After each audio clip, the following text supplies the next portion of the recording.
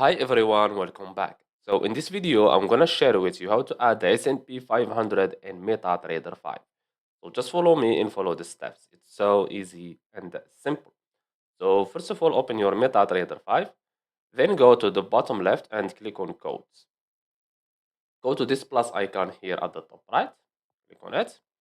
Then go to indices group. Make sure you choose this one, click on it. And here you can look for the S&P 500, okay? And make sure that you link your MetaTrader 5 with a broker.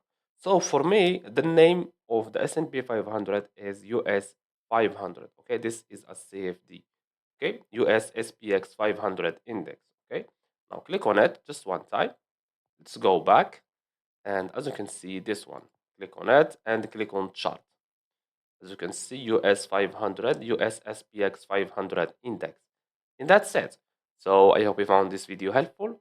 Don't forget to give us a like and subscribe. Thanks for watching and see you on the next one.